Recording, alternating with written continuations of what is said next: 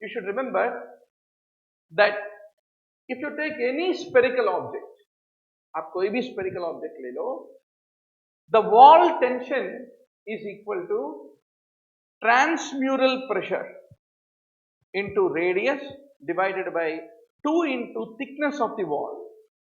Thickness of the wall ज़्यादा है तो wall tension कम होता, very thin wall है तो wall tension ज़्यादा रहता.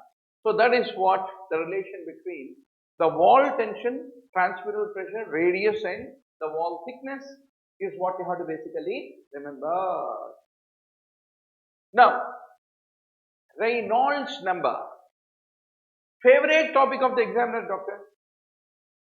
Reynolds number. You should be doubly sure, right? Many times asked it. So, the Laplace law that we discussed, what is it saying? Pressure and wall thickness, how are they related with each other? So, if you take transmural pressure, wall thickness goes into numerator, radius comes into denominator. So, pressure is proportional to thickness and inversely proportional to radius. So, P is equal to T by R is a Laplace law for a cylinder is what you need to remember. Now, there are two types of flow of the fluid. One type of fluid, give me the board.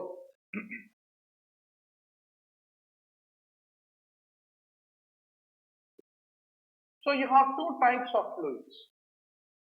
There is one type of fluid flow where it is flowing like a lamina. एक layer के ऊपर एक layer. This kind of fluid flows very fast. The other type, you are having the layers which are creating turbulence like whirls. When they are creating turbulence, the speed of flow decreases. So, there is a number called Reynolds number. This is taken as a measure by which you can predict whether the flow is going to be turbulent or is it going to be laminar is decided by the Reynolds number is what you have to ultimately remember. So, how do you get Reynolds number? There is a formula for that. Reynolds is equal to the viscosity into diameter divided by mu. So, if the Reynolds number is high, velocity of fluid is high. And if the Reynolds number is high means the density is high. And Reynolds number is inversely proportional to viscosity.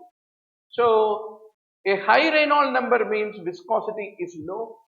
So, this is how the Reynolds number is basically calculated. So, a high Reynolds number means to say that the fluid is having a very low viscosity is what you need to ultimately remember. So, Reynolds number is a dimensionless number because it is a ratio. It's a ratio between the inertia force by viscous force. So, that is the reason it is a dimensionless quantity is what you need to remember. So, what is laminar flow basically dependent on is a very, very important question. Thanks 114 online viewers. बहुत खुश हैं हम.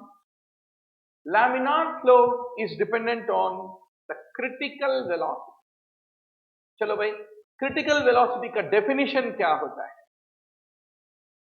So there is always a velocity for a given fluid, for a given tube. Beyond that critical velocity, it is no more a laminar flow, it becomes turbulent. So this velocity के ऊपर laminar बन जाएगा turbulent, उस threshold velocity को कहते हैं critical velocity is what you need to basically remember. So whenever the velocity of the fluid exceeds that particular critical velocity, the character of the flow changes immediately from laminar to the turbulent flow is what I want to underscore to all of you. So, in a cylindrical pipe, the flow will be turbulent if its Reynolds number is larger than 3000. Reynolds number is dependent upon the velocity of the flow.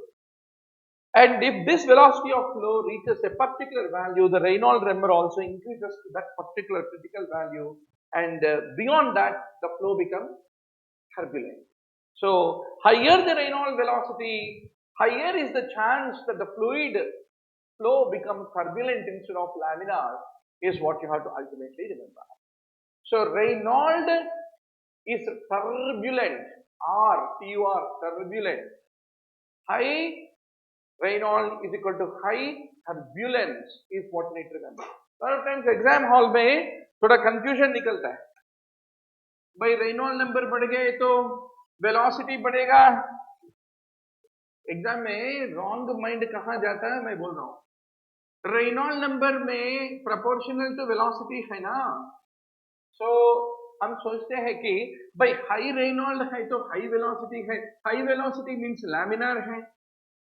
बोल के exam में laminar answer करने के लिए आप आगे बढ़ेगा. No no, please remember, Reynold बढ़ गया तो वेलोसिटी बढ़ गया, वेलोसिटी बढ़ गए तो एक क्रिटिकल वैल्यू के ऊपर बढ़ गए तो लैमिनार बन जाएगा टर्बुलेंट, इट बिकम टर्बुलेंट. इसलिए हाई Reynold has a greater chance of creating turbulence. High Reynolds will occur if the velocity is high and it has a chance of exceeding the critical velocity, is what you have to ultimately remember. So, let us be very sure exam hall में बड़े बड़े देशों में छोटे छोटे गलतियां होते हैं, उसी तरह बड़े बड़े एग्जामों में आपके जैसे बड़े बड़े ब्रिलियंट माइंड्स लिख रहे तो sometimes if you use logic, you are gone in the game, right? Now, turbulent flow, when is it likely to happen? Typically, when the diameter of the vessel is doubled, turbulence होने का chances है. क्यों? If you look at the diameter is same as radius. Diameter by 2 is equal to radius. No. Higher the diameter, higher is the radius. Higher is the radius, higher is the Reynolds number. Higher is the Reynolds number, greater is the chance of turbulence. That is what you have to critically remember. So, laminar flow, turbulent flow. Higher the critical velocity, higher the chance of turbulent flow. That is what you have to ultimately remember. Now, with regard to the velocity of the blood flow in the various vessels which we see, heart pumps out the blood. When the blood is passing from arteries to arterioles to capillaries to venules to veins, the flow, Ram Tere Ganga Maili, they say flow keep on decreasing as you go down and down and down. So, if you look at the velocity of the blood flow, it slows by the time it reaches the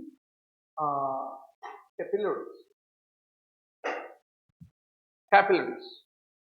So, when an artery branches, the cross-sectional area increases and the velocity of the flow decreases. Whereas venules kaise hota? Venules all merge and form a bigger vein, and that makes the velocity to increase because diameter of veins is much bigger than that of the venules, right? Whereas arteries kya hota? They divide and become arterioles and become smaller. Smaller the diameter, slower is the flow, which we already. So that is the reason velocity of the flow will be highest when it is passing through the veins and venules, is what you need to remember. Wind Kessel effect क्या होता है? A wind Kessel जो होता है, red nucleus is saying, sir, today's class is awesome, please don't remove today's class. भैया, red nucleus, मैं बोल रहा हूँ, I will give you for 1 rupee subscription in New Medico, 1 year ka. Buy a subscription, right? and all these videos will be available over there. All these videos will be available over there.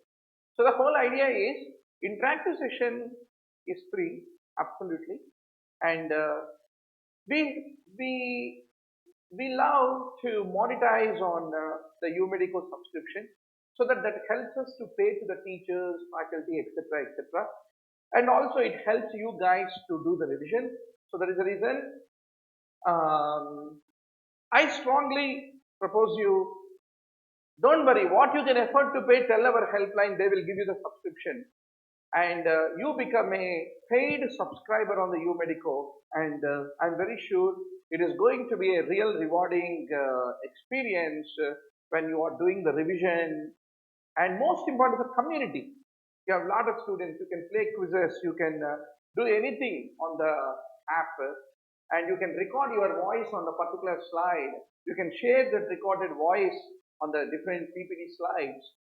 That way you can enrich the preparation experience, right? Now, wind Kessel का effect क्या होता है? Fundamentally, if you look at the elastic arteries, the largest diameter arteries like aorta, they have a lot of elastic fibers in their tunica media. Because of that, what happens?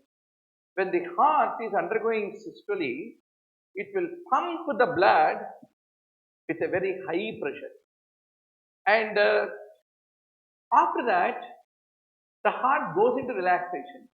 When it has gone into relaxation, the flow of the blood suddenly, it will not pause like your video. It continues, right? So, what is the underlying reason for that? That is called the Wind-Kessel effect. Systole में pressure बहुत बढ़ेगा and diastole में pressure गिर जाएगा. अगर वो बढ़े या गिरे, in spite of all those fluctuations in the blood pressure, which occur during the cardiac cycle, because of the elasticity of these large vessels, the blood continues to flow, and the organ perfusion is not affected, which is called as the Wind-Kessel effect, is what you need to basically remember. So here you have a pump. There is something called a Wind-Kessel. And this man is pumping the water. So even if the pump is running with increase, decrease pressure, still the flow is not affected because of the presence of the Wind-Kessel, the function done by the elastic arteries. So that is basically called the Wind-Kessel effect. So mainly examiner is asking, what is it because of? It is because of the elastic arteries. Large arteries like aorta, who have a lot of elastin in their tunica media, is what you have to ultimately remember. Which is the maximum reservoir of the blood of all these vessels? It is the large veins, which are the storehouse of all the blood. What are the conditions that affect the viscosity of the blood? What are the hyperviscosity conditions? Any increase in immunoglobulin or increase in RBCs or a decreased deformability of RBCs.